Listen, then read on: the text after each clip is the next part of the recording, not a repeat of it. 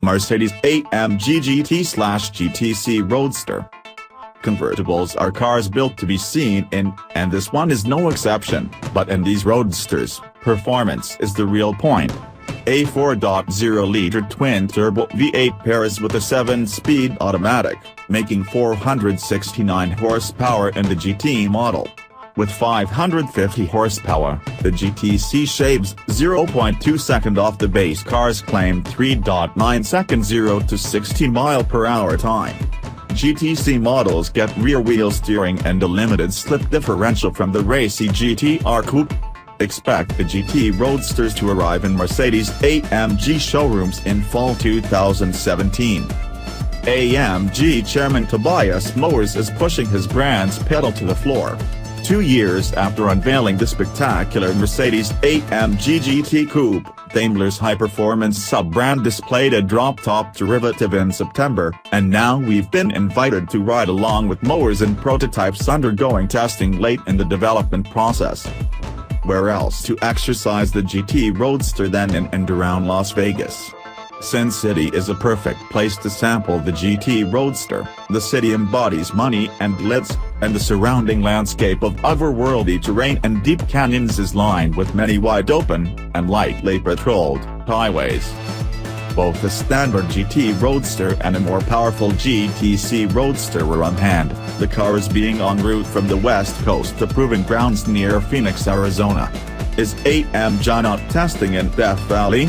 Not anymore, says Moers, noting that his team made its last trip there in 2015. We can test everything in Arizona, he says. And Arizona allows for more easily reproduced conditions and nearly as much heat, but at a private facility where there are no interruptions from police, nosy tourists with smartphones, or prowling spy photographers. Here are the details of the two models we rode in. The Bass GT Roadster makes 469 horsepower, the GTC Roadster 550 horsepower. There also will be a GTS Roadster packing 503 horsepower. An open-top version of the hardcore GT-R model is possible, but we couldn't get Moers to spill those beans. Foreshadowing a facelift that will migrate to the GT Coupe, both Roadsters sport the new Red Sport grille, inspired by the 1952 300 SL Panamericana and first seen on the GT-R Coupe.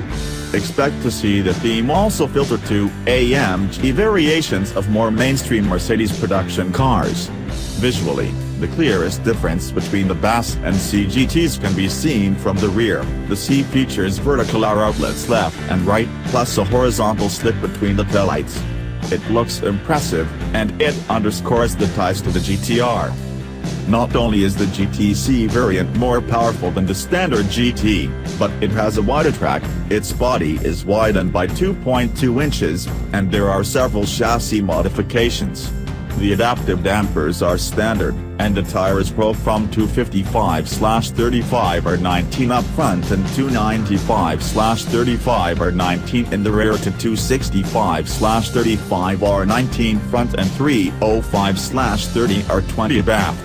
The GTC's front brakes are larger, there is a 4-wheel steering system, and the transmission gains an additional, more aggressive mode labeled race.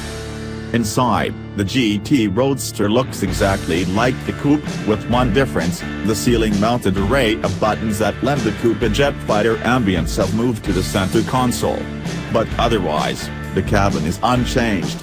The top can be lowered or raised while the car is moving, and it maintains a tight seal up to top speed, which nudges the 200 mph threshold, according to Mercedes. Only an expert at the wheel would notice the differences between the GT and the GTC Roadster. Thankfully, Tobias Moers is one, and probably the most qualified of all. He has been with AMG since 1994, and the GT, a spiritual descendant of the Gullwing SLS, the instant classic that already fetches incredible money, is his baby. But even from the passenger seat, remember, we weren't allowed to get behind the wheel. One can tell that these roadsters exhibit their very own character.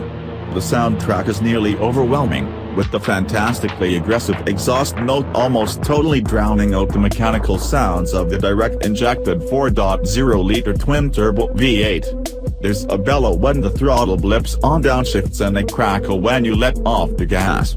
Of course, the oral sensation is amplified when the top is lowered, one of the Roadster's great advantages over the coupe.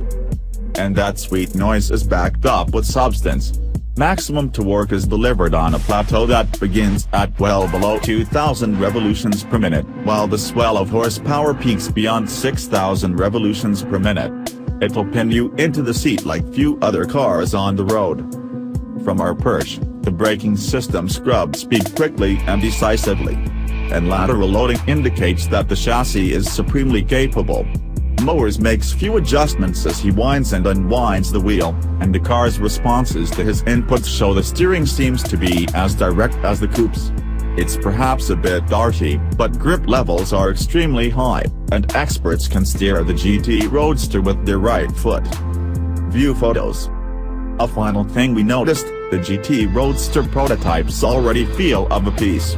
There are no squeaks and rattles even on these pre-production units, and the structure feels quite rigid, no doubt in part due to the cross-shaped carbon fiber underbody brace that's standard on the GTC as well as on the GTR.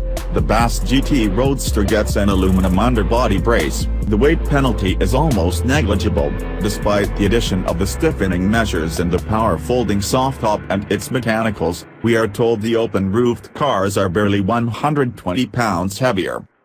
On this development drive, Moers is checking the functions, the integration, and the overall harmony of the vehicle.